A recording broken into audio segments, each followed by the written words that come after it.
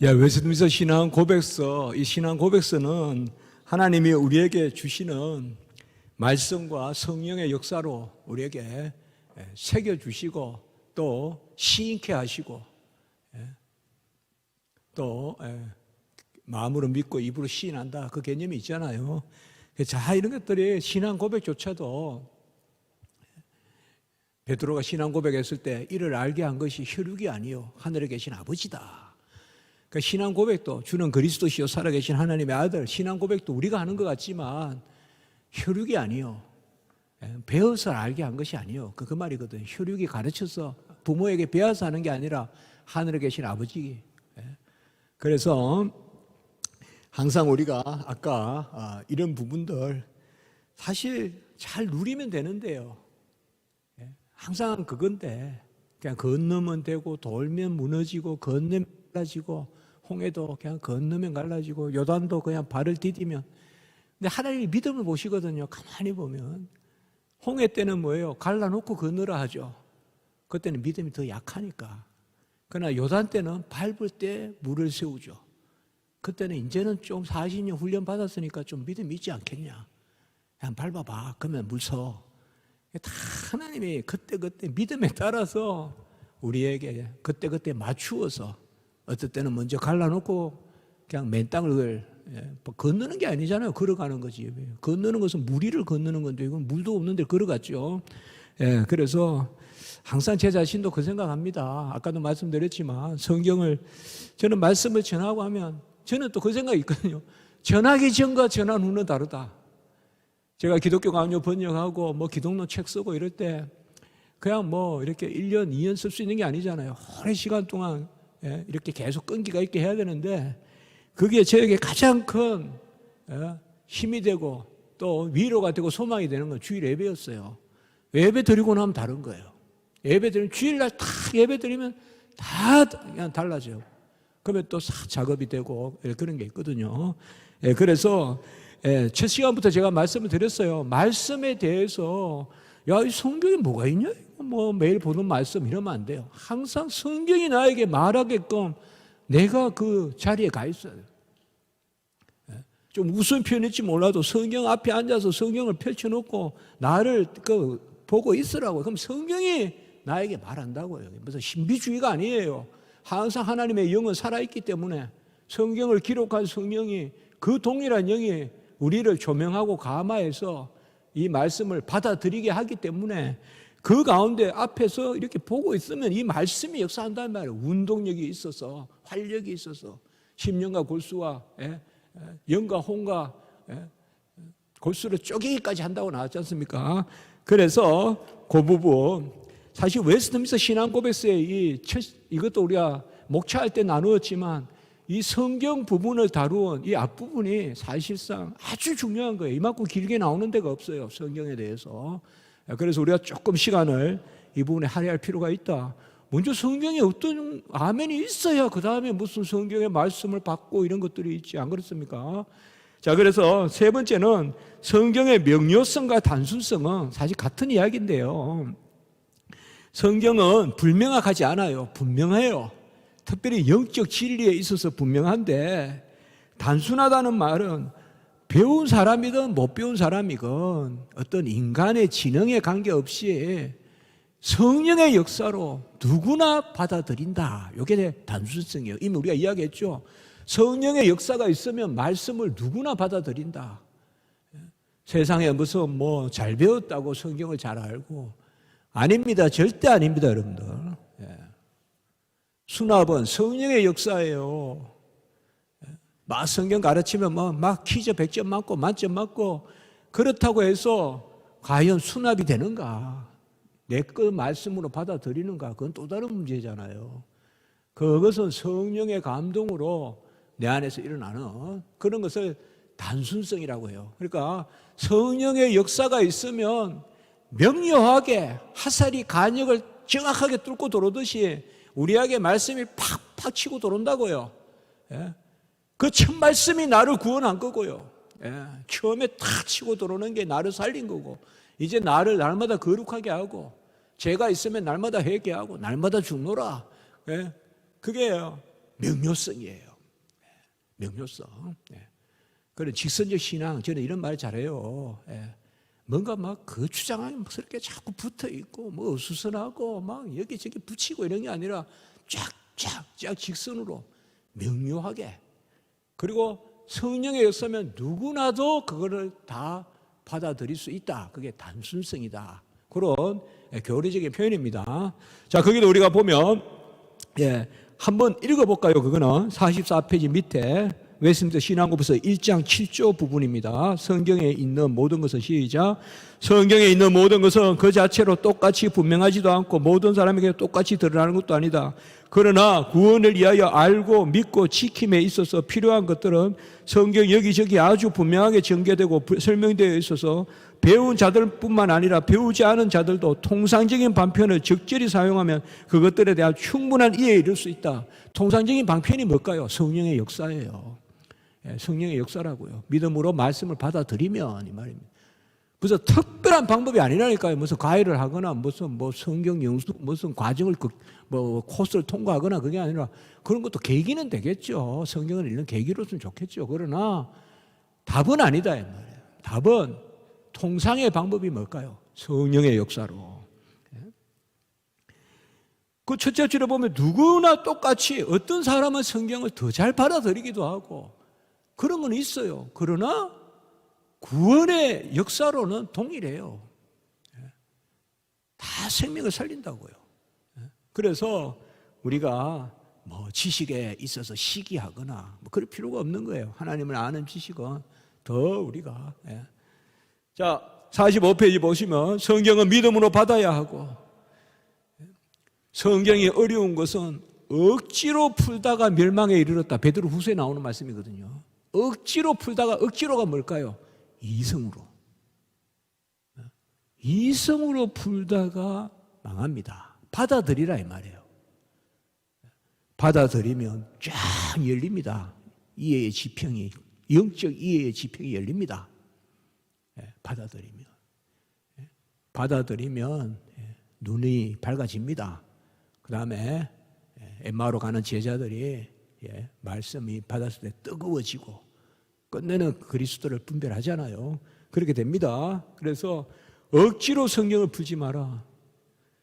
난의 구절은 없습니다. 받아들이는데 무슨 난의 구절이 있겠어요. 난의 구절이란 말은 이해하려고 더니까 난해한 거예요. 저는 학생들이 그렇게 가르쳐요. 난의 구절이 어디 있냐 성경에. 근데 나는 부활은 믿겠는데 동정이 인터는 못 믿겠습니다. 그게 말이 되냐? 왜 부활은 믿는데 인터는 못 믿느냐? 우리 생각으로 이상하게 부활은 믿을 만한데 동정이 인터는 못 믿겠다. 그 똑같은데 말이에요. 교리적으로 보면. 그게 다 내 머리로 생각해요.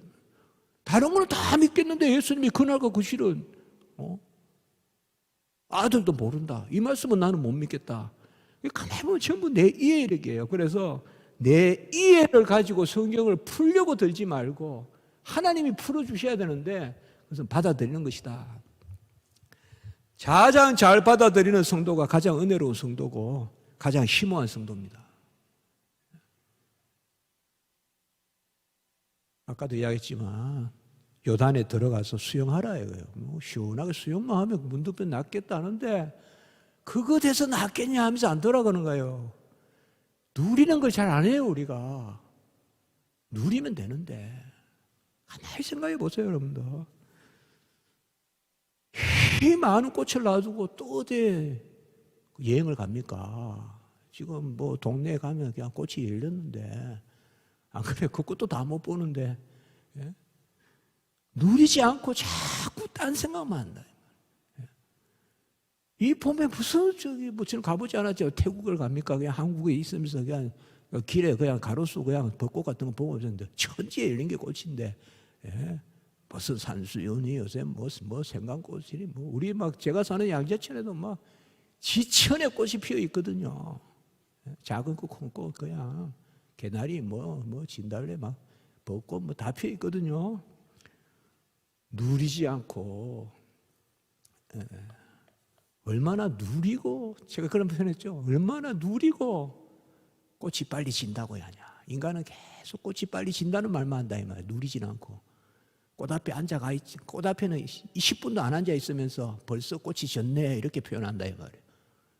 누리지는 않고, 누리지는 않고 그냥 벌써 뭐 은혜가 끝났네, 은혜가 없네 이렇단다고. 누리면 되는데. 어쨌든 주일 설교도 누리고, 말씀도 누리고, 기도도 누리고, 기도도 내가 말하려고 하지 말고 나를 하나님 앞에 데려다 놓고 들으려고 하고, 그리 아니하실지라도 언대로 하옵소서 들으려고 하고 그런 겁니다. 다 많은 제자들은 자기 판단으로 주님을 떠나갔어요. 주님 가르치는 게 어렵다고, 이거 누가 알겠냐면서 떠나갔어요.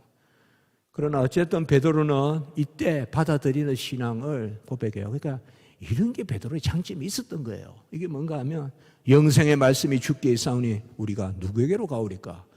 여기는 최소한 베드로의 자세는 뭡니까? 받아들이는 자세예요. 이거는. 다른 사람은 따지는 자세예요. 어렵다 그러면서 주를 떠나가요. 요새 교회에 보면 이 어렵다는 말로 그냥 시험에 들어요. 어떻게 쉽게 하란 말이에요. 어떻게 하나님의 말씀을 있는 그대로 선포하는데 어렵다 그러면 어떡하란 말이에요. 받아들여야지. 안 그렇습니까? 태초에 말씀이 계시나, 말씀이 하나님과 함께 계시나, 이 말씀이 하나님이다, 이 신비, 이 비밀을 증거하는 것을 어렵다고 그 요한복음 1장 1절은 전하지 마라 그러면 되겠냐 이 말이에요. 받아들이면 되지. 그러면 그게 비밀의 역사, 부요함의 역사가 있죠. 받아들이세요. 그리고 아까 뭐예요? 명료성, 단순성이라고 했잖아요. 받아들이면 누구나 알게 된다니까요. 따지니까 어렵다고 하고 따지니까 모르게 된다니까요. 받아들이면 다 아멘이 됩니다. 하나님의 약속은 얼마든지 그리스도 안에서 예가 되니, 그리스도를 바라보면 다 예가 됩니다. 그런 적 우리가 아멘하여, 하나님의 말씀은 예가 있고 아니요함이 없다, 다 받아들이면 됩니다. 여기에서 이런 장점이 있어요. 베드로가 분명히 성경을 받아들이려면 똑똑한 마음이 아니라, 똑똑한 마음은 이거는 오히려 돌 같은 마음이에요. 똑똑하면 뭐예요? 경직되잖아요. 내가 좋다는 것만 받아들이잖아요. 부드러운 마음, 이거는 뭐라 그랬어요? 살 같은 마음인데, 이 마음은 예수께서나 이런 데 보면 새 마음이라고 하죠. 새 마음. 바로 거듭난 마음이죠. 거듭난 마음은 바로 어린아이와 같이, 살과 같이, 그래서 돌과 같이 굳은 마음이 아니라 살과 같이 부드러운 마음을, 돌과 같은 마음을 제하여 주옵시고. 성령의 조명과 감화로, 이제 조명과 감화란 말이 익숙해집니까? 아까 나왔죠? 조명과 감화로. 제가 그럴 줄 알고 먼저 쓴 거예요. 제가 어려운 거 먼저 써놔요. 그리고 나중에 복습하듯이 보면 좋으니까. 조명과 감화로 잘 썩혀진 심령이, 아까 뭐라고 했습니까? 옥토 떨어져서 썩어서 열매를 맺는. 세상의 지식으로는 성경을 알 수 없습니다. 아무리 유식하다고 해서 성경을 이해할 수 없습니다. 또 아무리 무식하다고 해서 성경용에 감화가 있으면 이해 못할 사람 아무도 없습니다. 역설적인 표현입니다. 아무리 똑똑해도 성령의 역사가 없으면 그 누구도 성경을 이해 못하고, 아무리 무식하다 해도, 뭐 무식하다란 말이 좀 그렇지만 그래도 성령의 감동이 있으면 누구나 성경을 이해합니다. 성경을 이해 못할 영혼은 없습니다. 이를 성경의 단순성이라고 합니다. 받아들입시오. 받아들이십시오. 담양의 대나무 쭉 자라오르듯이 구별 없이 차별 없이 똑같이 다 받아들이십시오. 높낮이가 없이 쭉 대나무가 쫙 동일한 키로 자라듯이 교리를 같이 심었어요. 똑같이 심으세요. 성경의 최종 권위와 성경 번역, 이 부분은 잠깐만 보면 되겠어요. 구약은 히브리어로 기록했습니다. 이건 이스라엘의 언어입니다. 그리고 신약은 바로 헬라어라, 그리스어입니다. 이걸로 기록했습니다. 그래서 하나님에 의해서 여기 단어가 처음 나왔죠. 영감되었고, 영감은 언제라고 했죠? 성경 기록에 있어서 저자들에게 성령이 감동하는 것을 영감이라고 했죠. 예. 그래서 조금 우리 이제 좀 구별해서 쓰면 좋습니다. 뭐 틀린다고는 하지 마세요. 그러나 말씀을 열심히 읽어서 영감 받아서 나는 그렇게 거룩한 삶을 살기로 했다. 그때는 영감이란 말보다 감화라는 말이 좋습니다. 영감은 기록돼 쓰는 말입니다. 그러나 영 틀렸다고는 하지 마세요. 그런데 엄격하게 나누면 그렇게 쓰는 게 좋습니다. 그러나 신앙 고백이나 이런 데는 이렇게 구별해서 씁니다. 사실은 하나님의 영감되었고 특별한 돌보심과 섭리에 의해서 순수하게 지켜져서 모든 세대에 성경은 지금까지 내려왔지 않습니까? 어쨌든 안 그렇습니까? 그 많은 박해가 있고 그래도 성경은 결코 사라지지 않지 않습니까? 이것도 성경이 살아계신 하나님의 말씀이란 섭리가 됩니다. 이게. 역사적으로 봤을 때 성경을 목에 걸고 화용시키고 그런 일들이 있어도 그렇게 불태우고 그렇게 박해를 해도 성경은 살아남지 않습니까? 이게 바로 다 하나님의 뜻이다. 그래서 특별히 성경에 대한 관심을 갖고 읽을 때 마지막 줄 열방의 자국으로 번역하라. 이게 이제 하나님의 명령이죠. 그래서 우리가 문서 선교회 이런 거 있지 않습니까? 성경 언어 번역회 이런 데 있지 않습니까? 저도 동기가 보면 저 몽골에 가서 어디 영어 성경 번역하고 그냥 아주 그 국제일보 기자였던 분인데 저 탁구 선수 양현자 선수 남편 되는 분이에요. 저 기도 메이트에 같이 기도하는 분이에요. 요새는 이제 못 만나지만 이영철 선교사님이라고. 그분은 국제일보 신문 기자하다가 양현자 선수 탁구 중계하는 데 따라갔다가 결혼했어요. 양현자 선수가 교회 잘 다니거든요. 그래서 옛날 제가 그 덕에 주일학교 하다가 우리 주일학교 초등부에 양현자 선수를 모셨잖아요. 제가 그 남편 덕에. 그분이 평생 몽고 번역. 그래 안식년이고 이렇게 쉴 때는 또 한동대학교 이런 데 가가지고 그거 언어 연구하고 어떻게 보면 뭐 그냥 고생하죠. 고생. 그 사모도 참 좋거든요. 사람이. 그래도 유명한 소위 유명 인사인데 아주 평범하고 그렇거든요. 참 좋으시거든요. 양영자 선수 그 사모님. 이런 거죠. 자국어로 번역하라. 그들이 알아듣게 설교하라. 언어로. 종교개혁 때는 중세 때는 라틴어로 설교했습니다. 그 사람들은 구약의 히브리어도 성경에 히브리어로 썼다고 했잖아요. 제가 히브리어가 이스라엘이잖아요. 그 다음에 신약의 헬라어도 거룩하게 아니라고 그랬어요. 라틴어가 거룩하다고 그랬어요. 완전히 자기들 멋대로죠. 그래서 라틴어로 미사 드리고 아무도 못 알아들어요. 못 알아들으니까 뭐예요? 저기 안에서는 자기들끼리 중얼중얼 미사하고 노틀담 그 불났던 노틀담에 가보면 그렇거든요. 거기 입구에 문 옆에 뭐예요? 뭐 막 그림 같은 거 붙여놨죠. 그리고 못 알아들으니까 보고 그 전병 하나 받고 집에 가라 이거예요. 그게 중세거든요. 그래서 중세는 보는 예배다 이런 말이에요. 지금 종교개혁은 뭐예요? 듣는 예배죠. 이제 말씀을 들어야죠. 말씀을 듣는 예배다. 종교개혁 때는. 그러니까 뭐예요? 알아듣게 성경 번역이 일어나죠. 루터가 독일어로 번역하고 칼빈의 사촌이 불란서로 번역하고 그다음에 틴데일과 위클리퍼 이런 사람들이 영어로 번역하고 우리나라 번역도 이수정, 로서 이런 번역이 일어나잖아요. 왜요? 각국의 언어로 설교하라. 참 이것도 무시 못해요. 우리 교회의 어떤 무슨 이렇게 의식 같은 게 있잖아요. 제가 미국에서 공부한 게 그 칼빈 신학교 그런 하란 사람들이거든요. 하란 개혁주의. 거기에 이야기를 이렇게 들어보면 처음에 화란 사람들이 미국에 왔을 때 화란으로만 예배 드렸대요. 그게 거룩한 줄 알고. 근데 한참 후대들도 영어로는 예배 안 드렸대요. 그래서 보면 인간이 뭔가에 이렇게 집착한다는 게 무섭죠. 화란어가 영어가 뭐예요? 그런데 자기들은 하란어로 들어야 경건하다 생각했다는 거죠. 그런 걸 보면서 여기 웨스트민스터 의미가 있구나. 바로 각국의 언어로 알아들을 만하게 해서 번역하라. 그러니까 이제 우리가 사실 우리 선교사님들 참 이 원어 번역하는 선교사님들 보면 참 우리가 많이 도와야 됩니다. 교회에서. 그 동네에 문자가 없는 동네가 있는 거예요. 여러분 보세요. 가나다라라도 있어야 영어를 가지고 한글로 번역을 하는데 한글이 없어요. 한국에. 그럼 어떡하겠어요? 일단 한글을 만들어주고 또 번역도 해줘야 돼요. 이게 진짜 어려운 거예요. 그게 이제 바로 아주 소수민족 이런 분들 있잖아요.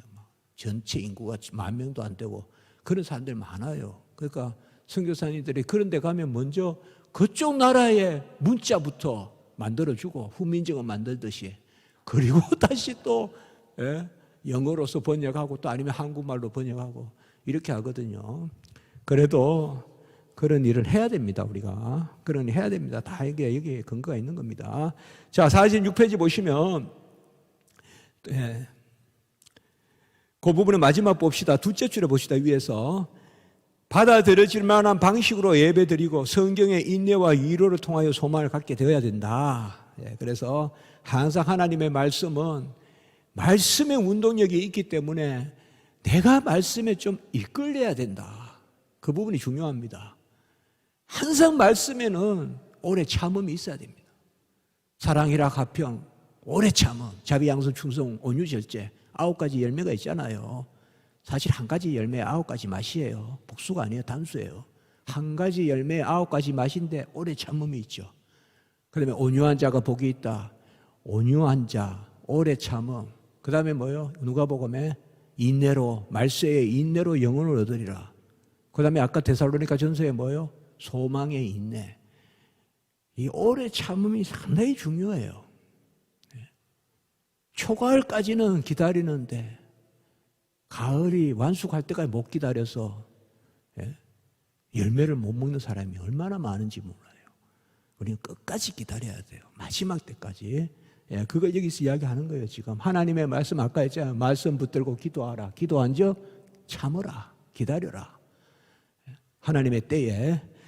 자, 그 밑에 둘째 줄에 보시면 성령의 감동으로 성경은 내용뿐만 아니라 문자도 영감되었다. 이게 이제 우리가 축자 영감설이라고 합니다. 우리 이걸 축자 영감이라고 합니다. 한자인데요. 축자란 말, 축자는 따르다는 뜻입니다. 작구를 따라서 영감되었다. 그래서 내용뿐만 아니라 문자도 영감되었다. 기록에 쓴단 말이었죠. 영감. 영어로 inspiration이라고 하는데요. 내용뿐만 아니라 문자도 영감되었다. 많은 사람들은요, 자유주의 신학하고 하는 이런 사람들은 내용은 하나님의 감동이 있으나 문자는 각자 인간이 기계적으로 쓴 것이다. 그렇게 이야기해요. 그거는 문자는 영감이 없다고 봐요. 그러나 우리는 그게 아닙니다. 한번 같이 해볼까요? 완전, 축자, 영감. 그게 우리의 입장입니다. 모든 성경 전부가 작구까지 영감되었다. 완전 축자 영감설. 그게 우리가 서 있는 보수주의, 개혁주의입니다. 이게 아닌 것을 가지고 우리 총회에 와가지고 이야기하면 안 됩니다. 우리 총회 정신 차려야 됩니다, 여러분들. 신학적으로. 아니면 아니라 해야 돼요, 교리적으로. 그리고 거기서부터 적용이 있는 거지. 적용을 위해서 교리부터 손댄다고 말이 안 되는 거예요, 여러분들. 진리를 진리대로 이야기해야죠. 그래야 대로가 열리죠. 타협하는 것은 안 됩니다. 우리는 완전 축자 영감설입니다. 여기서 한 발도 우리는 빗나가면 안 됩니다. 모든 성경은 하나님의 감동으로 된 것으로 모든 성경이지 않습니까? 모든 성경은 하나님의 감동, 그때 영감이라고 한다고 그래요. 영감. 그래서 이 영감은 내용뿐만 아니라 작구까지 영감되었다. 그래서 완전 축자 영감이다. 그렇게 우리가 이야기합니다. 성경은 가르침과 선포, 역사에 모두 미친다 이라면 가르침도 영감되었고 선포도 영감되었고, 선포는 말씀이잖아요. 성경에도 여러 설교가 있고 선포가 있잖아요. 그것도 영감되었고 성경에 나오는 역사도 영감되었다. 가장 대표적인 역사는 뭐예요? 창세기.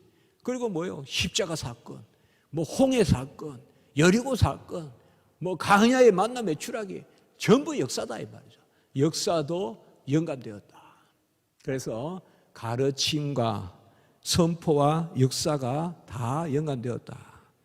성경은 역사적으로 검증되는 책이 아니라 성경이 역사를 전합니다. 이것도 우리가 글 같은 거 읽어보면 그렇게 성경 역사에 거부하는 것도 많지만 궁극적으로 성경의 역사를 반박할 수 있는 자료도 없어요, 사실은. 그래서 우리 그런 말을 잘해요. 아직 인간이 덜 지식이 발달해서 창세기를 하나님의 창조로 받아들이지 못한다, 이런 말도 해요, 우리가. 아직 지식이 어중간해서. 진짜 더 인간의 지식이 더 심오해지면 과학적으로라도 결국은 창조론으로 갈 것이다, 그렇게 봐요, 우리가. 네. 그렇게 봐요, 여러분들. 그러니까 세상의 지식은 발달할수록, 왜요? 세상 지식은 결국 세상 지식은 회의주의에 가거든요. 아무리 우리가 안다 해봤자 모르는 영역이 있거든요. 하나님이 알려주셔야 아는 영역이 있거든요. 계시의 영역이 있거든요. 계시의 영역이. 인간의 지식이 가다할 수 없는, 아까 뭐예요? 신령성. 신령한 말씀이라 그랬잖아요. 완전성, 그러니까 충족성, 그 다음에 종결성, 신령성 이야기했잖아요. 성경의 내용의 신령성은 우리가 다 가닿지 못하는 부분이 있거든요. 당연한 거죠. 그런 것은 오히려 마지막 때, 저는 그렇게 생각하거든요. 마지막 때 적그리스도의 역사도 더 심해지지만, 첫째에서 그리스도라고 하면서 나서지만 진리의 역사도 더 강해질 것이다, 저는 그렇게 믿어요. 마지막 때 진리에 대적하는 역사도 크지만, 미혹의 영, 불법의 영 많지만 진리의 영의 역사도 더 크다고 생각해요. 저는 작년에 사실상 어떻게 보면 일부러 우군도 없고 뭐도 없이 그냥 했어요. 혼자 연구하고 해서 책 써서 아무게 의논하지 않고 했어요. 그래서 하나님이 한 번도 제가 마음이 불안하거나 이런 마음이 없어요. 항상 진리는 바위를 굴린다. 제가 말씀드렸죠. 에베네셀, 바위를 굴린다. 그러나 에베네셀 바위는 하나님이 굴린다. 나는 하나님 뒤따라간다. 숨어서 간다. 그러나 많은 사람들 비진리는 소란하고 하지만 그건 자갈을 던질 뿐이다. 자갈은 결코 길을 만들지 못한다. 바위를 굴려야 길을 만든다. 시온의 대로 진리의 길은 바위를 굴려야 된다. 하나님이 굴리셔야 된다.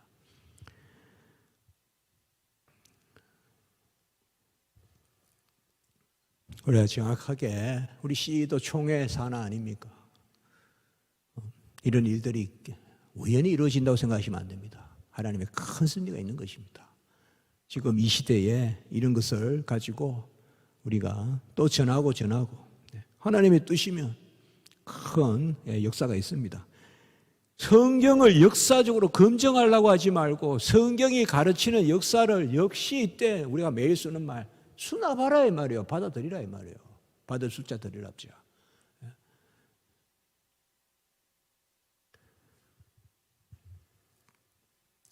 제가 이스라엘 가서 크게 생각한 게 그겁니다. 거의 확실한 장소가 없어요. 요단강에 세례 어디서 받았냐? 그럼 우리가 뭐 확실한 장소가 없어요. 여길 것이다 저길 것이다고 하고. 호렙산에 모세가 어디서 기도했냐? 확실한 장소가 없어요. 뭐 5군데가 6군데가 있는데 그 중에 하나고. 심지어 예수님께서 십자가 어디서 달리셨느냐? 그것도 확실한 것도 없어요. 그때 제가 그 생각을 했어요. 아, 말씀을 믿으라는 것이구나. 하나님이. 지금 현장에 와서 장소를 보고 그 장소를 믿으라는 게 아니라 성경 자체가 역사다 이거죠. 성경 자체가 역사라는 거죠. 어떤 역사를 검증해서 역사가 아니라 성경이 홍해를 건넜다 그러면 된 거지. 그 계시를 믿음으로 수납하면 되는 거지. 안 그렇습니까? 오히려 여기서 홍해에서 건넜다 여기다 이러면 전부 홍해 거기 와가지고 섬기지 않겠어요? 장소를 섬기지 않겠어요?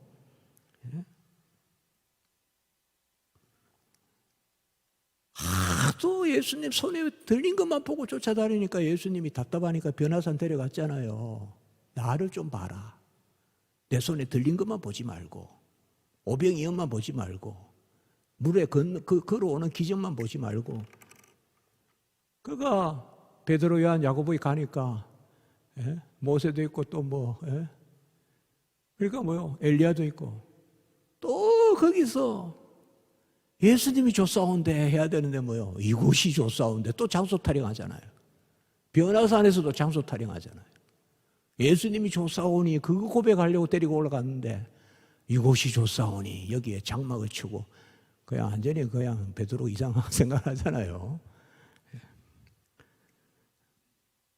다 하나의 뜻입니다. 다 뜻이에요.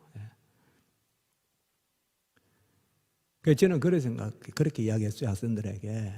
이스라엘 가서 예루살렘 가서 성경 생각하라.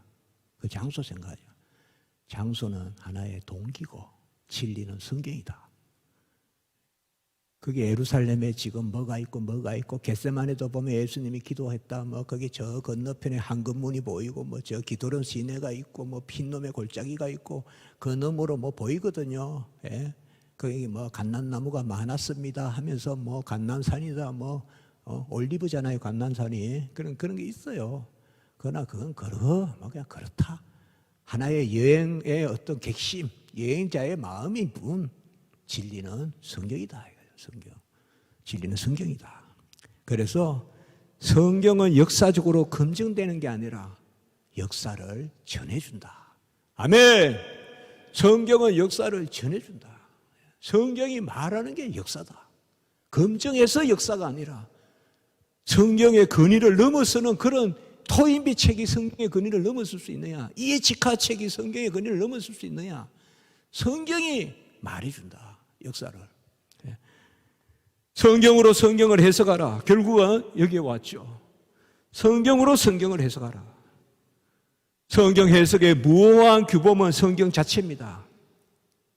성경의 참되고 온전한 의미는 다양하지 않고 하나인데 분명하게 말하는 다른 곳들로부터 탐구되고 알려져야 된다. 이 말은 뭐예요? 관주라고 적었어요. 서로 성경으로 성경을 서로 이렇게 같이 보라 이 말이에요. 나귀를 타고 왔다 이러면 서가라서도 살펴보고 베들레헴에 들어오셨다 이러면 미가서 살펴보고 구약 신약 서로 이렇게 같이 살펴보고 요한복음 보면 또 사도 바울의 서신도 같이 로마서도 읽어보고 이렇게 이게 관주라고 해요. 관주. 줄을 깨는 거, 구슬을 깨는 거. 성경을 서로 이렇게 깨어서 읽어보라. 지금 그 말입니다. 여기에. 그리고 마지막 그냥 종교 논쟁 이런 거 다 빼고요. 마지막 최고의 심판관은 성경 안에서 말씀하시는 성령이시다. 그래서 성경은 친히 말씀하시는 하나님이 친히 말씀하시는 살아있는 말씀이고 그 말씀은 우리 안에 조명과 감화 우리의 마음을 감동시키는 성령이 최고의 심판관이다. 이 말은 성령의 조명과 감화로 우리가 분별한다. 이 뜻입니다. 그래서 성경을 갖다 놓고 어떤 철학으로 해석하거나 성경을 갖다 놓고 어떤 논리로 해석하거나 그렇게 해서는 안 되고 성경으로 성경을 해석하라. 성경은 스스로 믿을 만하다. 그걸 하나 찍어볼까요? 이게 이런 말 씁니다. 우리 선배님들은.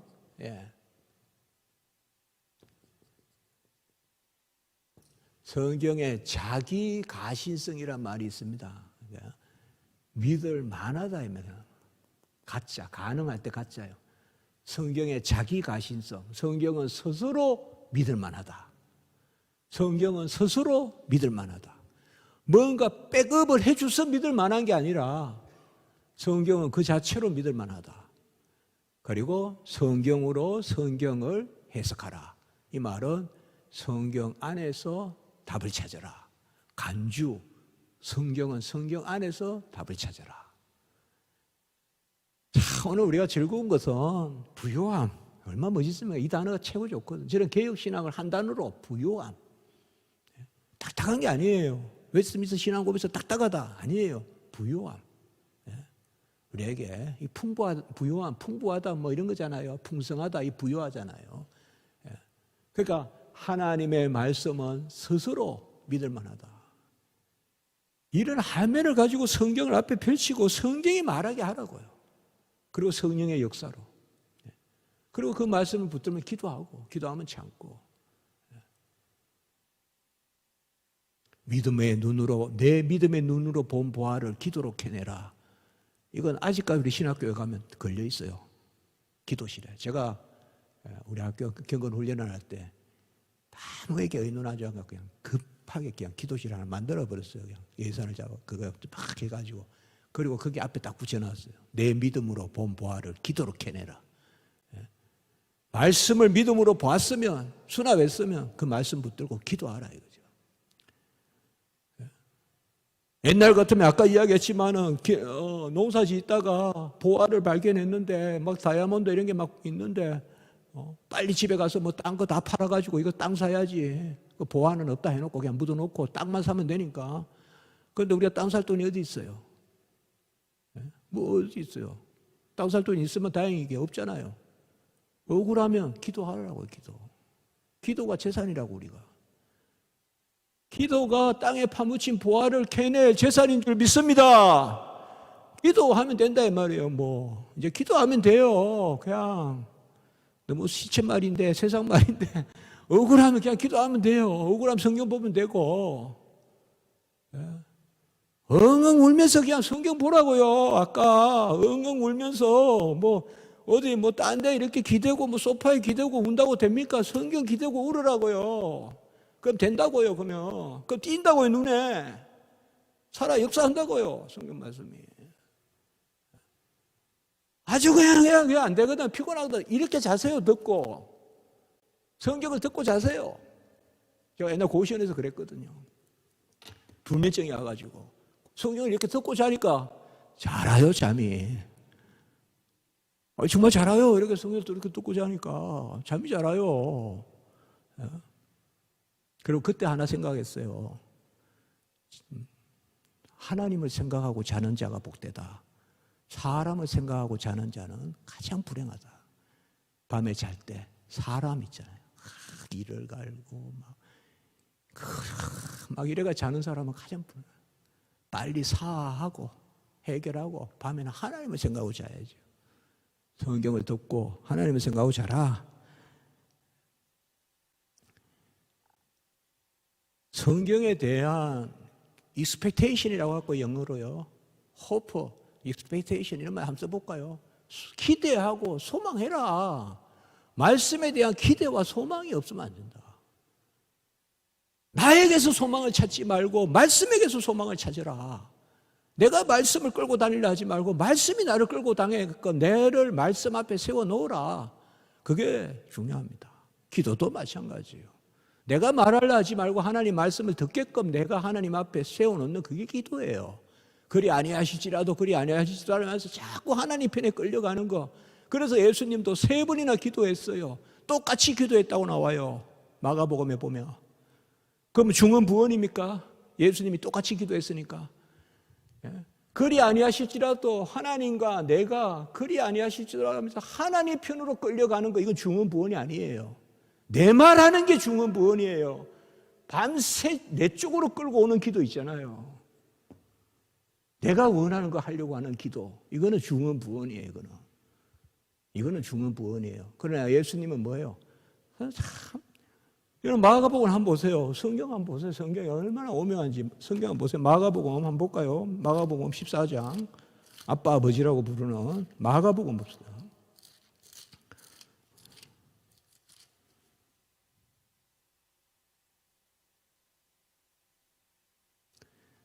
아까 우리가 마가복음 이제 그 시편의 주의 뜰이라는 개념도 이야기했고, 또 이사야 53장에 또 내 영혼의 수고, 그 다음에 바로 죄인들을 위하여 기도하심도 이야기했고요. 이거 제가 지난주에 다 설교한 내용이에요. 여기 보세요. 39절 한번 보세요. 마가복음 14장 39절. 다시 나아가 동일한 말씀으로 기도하시고. 의심일까요? 의심돼서 한 번 더 동일한 말씀을 기도했을까요? 3번이나? 간단하죠. 답은 나와 있죠. 뭐예요? 나의 원대로 마옵시고 아버지의 원대로 하옵소서. 계속 계속 아버지의 원 쪽으로 끌고 가는 기도죠. 이건 중원본이 아니라니까요. 우리가 왜 오래 기도합니까? 아버지의 원대로 하게 하시려고. 내 뜻대로 되면 안 돼요, 여러분들. 위험해요. 별 거 없어요, 내 뜻대로 되면. 하나님의 뜻대로 돼야 돼요. 하나님의 뜻대로 돼야 놀라운 일들이 일어나고. 우리가 뭐 다 이런 거 경험하잖아요. 저도 이거 뭐 이런 경험 많이 했어요, 정말. 내 뜻대로 도저히 그런 생각이 나올 수가 없어요. 여러분, 내가 구하면 막 되게 막 미안할 정도로 큰 거 구하는 것 같죠? 아니요. 하나님이 하셔야 더 큰 거예요. 우리는 구해봤자 이성 안에 갇혀 있어요. 기껏해야 좀 더 달라. 요 정도밖에 못 구해요, 우리는. 근데 하나님은 크게 그냥 판을 흔들어 버려요. 하나님은. 예. 그렇기 때문에 하나님 뜻대로 돼야 제대로 되는 거예요. 그러니까 내가 이렇게까지 하면 내가 너무 얌체하고 뭐 내가 너무 이렇게까지 걱정하지 마세요. 우리 구하는 거는 하나님 스케일에 가닿지 못하니까 하나님의 뜻대로 구해야 돼요. 하나님의 뜻대로. 자, 성경은 사사로이 풀어서 안 되고 금방 거기에 봅시다. 47페이지에 아까도 성경은 선지자와 사도를 감동해 동일한 성령이 아까 말씀드렸죠. 기록할 때 성령이 지금 우리에게 조명하고 감화하고 선지자와 사도를 감동시킨 이때는 영감이라고 쓰면 되겠죠. 이 영감과 조명과 감화, 이때 성령의 감동, 그 성령은 한 분이시죠. 모세에게 말씀을 십계명을 주신 그 하나님은 친히 말씀하신 그 하나님이 지금 나의 성령 하나님의 역사라고요. 그겁니다. 모세와 전한 것과 그리스도가 전한 것이 상충되지 않죠. 요한복음 5장 46절이죠. 모세가 나에 대하여 증언하였다. 그 말씀하잖아요, 우리 주님께서. 그리고 아브라함이 있기 전에 내가 있다. 또 이런 말씀도 하시고. 말씀에 대한 감화는 다양하나 진리는 하나입니다. 이것도 하나만 씁시다. 유기적 감화라는 말 한번 써볼까요? 유기적 감화라고 씁니다, 우리가. 이렇게 쓸 수 있겠어요? 어떤 사람은 동일한 말씀을 가지고 울어요. 어떤 사람은 동일한 말씀을 가지고 웃어요. 그러나 진리는 하나예요. 그러니까 강단에서는 진리를 선포해야 돼요. 그러면 성령의 역사로 각양에 하나님에 맞추어서 어떤 사람에게는 이렇게, 어떤 사람에게는 저렇게, 그러나 진리는 하나예요. 이미 강단에서 어느 특정을 자꾸 인간적으로 적용하려고 그러면 진리의 역사가 사라져요. 그러니까 강단에서는 선포하면 되는 거예요. 진리를 선포하면 성령의 역사로 이런 것을 유기적 감화다 이 말이에요. 기계적인 것이 아니라 유기적이다 이 말이에요. 기억 키를 나오면 기억이 프린터되고 니은 키를 누르면 니은 키가 이건 기계적인 거라 그래요. 유기적이라는 것은 살아 역사하시는 하나님의 말씀에 따라 그 감동에 따라 그리고 우리가 같은 말씀이라도 동일한 말씀. 그러니까 진리는 하나인데 감화는 다양하죠. 그렇죠. 그러나 진리는 하나죠. 진리는 하나입니다. 그래서 이제 마지막 말씀하시는 하나님의 인격에 의해서 이게 이제 칼빈의 가장 유명한 이야기입니다. 성경은 살아있다. 바로 말씀하시는 하나님의 인격이란 말은 하나님의 그 자신 이렇게 해도 됩니다. 그대로 제가 직역을 했습니다. 하나님 그 자신이 살아서 말씀하시기 때문에 거기 제가 이게 라틴어를 번역한 거죠. 아페르소나 로콘티스 데이라고 하는데요. 라틴어로는 이걸 그대로 제가 번역한 거예요. 그 있네요. 라틴어 제가 적어놨네요. 아페르소나 로콘티스 데이라고 하거든요. 그대로 번역하면 by the person of God who is speaking. 영어 번역도 잘못됐어요. 제가 영어로 또 그대로 번역한 거예요. 그대로 영어로 번역해 보면 by the person of God who is speaking. 지금 말씀하고 계시는 하나님의 그 분에 의해서 인격이라고 해도 되고 그분이라고 해도 돼요. 지금 말씀하고 계시는 살아계신 하나님 그분에 의해서 하나님은 성경은 살아있다 이 말이에요. 하나님은 언제나 살아있죠. 아멘이죠. 언제나 성경 읽을 때, 묵상할 때, 기도할 때 하나님이 살아계세요. 그래서 성경은 살아있는 거예요. 성경의 문자가 그대로 살아있는 거 아니고 그거는 부적이고 그거는 어떤 이방에서 말하는 무슨 비결이니 비선이 하는 그런 거고요. 무슨 체기 권능이 있다고 하는 거고 그게 아니라 하나님은 항상 살아계시고 성령은 항상 한 분이시고 어제나 그제나 영원토록 동일하시고 성부 성자 성령 삼위일체 하나님은 그러니까 성령도 하나요, 주도 하나요, 진리도 하나요. 그러니까 우리가 말씀을 볼 때 그때 살아계신 하나님이 역사하신단 말이에요. 그러니까 살아있는 말씀이라고요. 굴에 들어가서나 땅에 파묻혔으나 어디 바다에 빠졌으나 말씀을 우리가 아멘 한다면 그때 성령은 살아있기 때문에 그 말씀은 살아있다 이 말이죠. 이게 바로 우리 솔라 스크립추라 오직 성경이라는 그 원리의 마지막 결론입니다. 그래서 성경은 살아있다.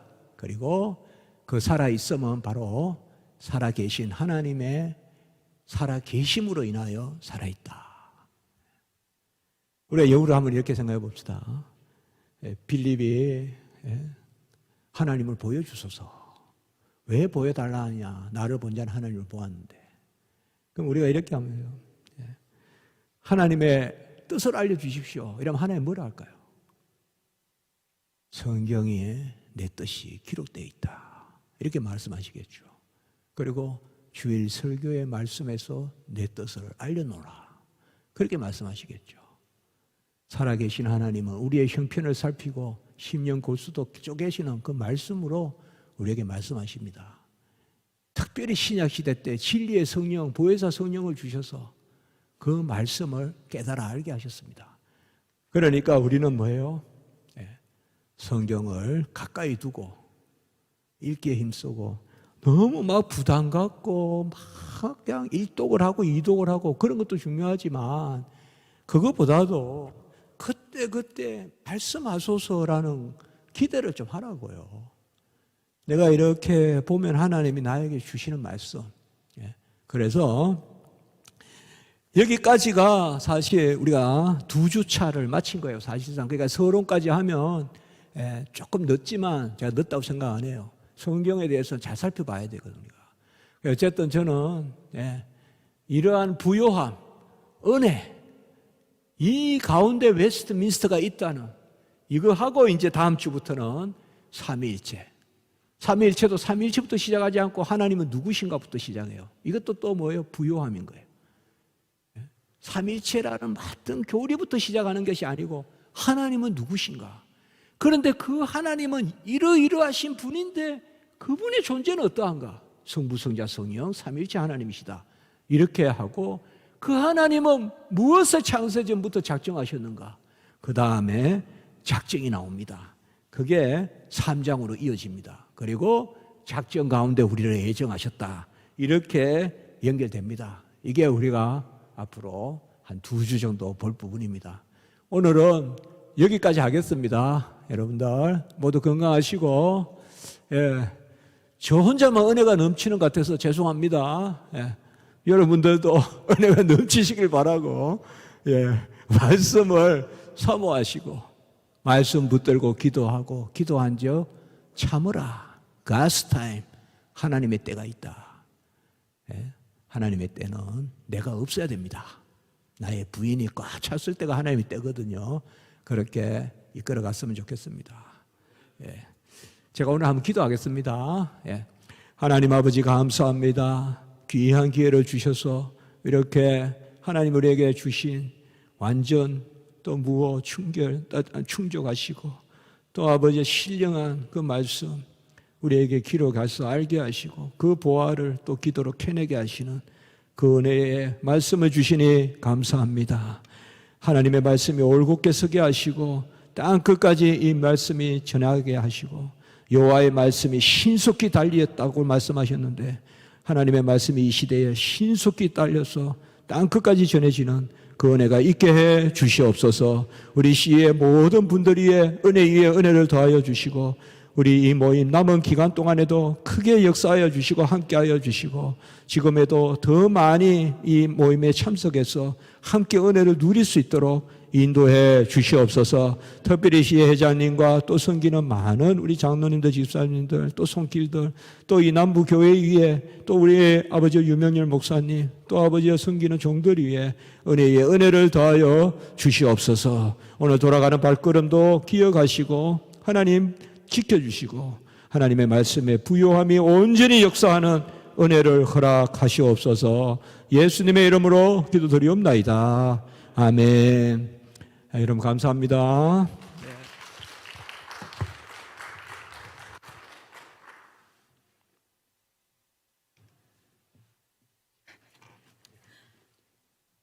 네, 수고의 말씀을 정말 열강으로 안 들리나요? 예. 열강을 해주신 문병호 교수님 정말 너무 감사하고 목자된 심령으로 하나님의 말씀을 이렇게 먹이려고 하시는 그 모습에 더 감동이 되는 것 같습니다. 이 교회를 또 이 자리를 위해서 또 내어주신 유명열 목사님과 대전남부교회 너무나 감사드리고 또 이 자리를 위해서 원근 각처에서 와주신 우리 시민들과 많은 교회의 성도님들 모두를 위해서 우리 박수 한번 드렸으면 좋겠습니다. 또 하나님께 감사드립니다. 예, 너무 감사드리고요.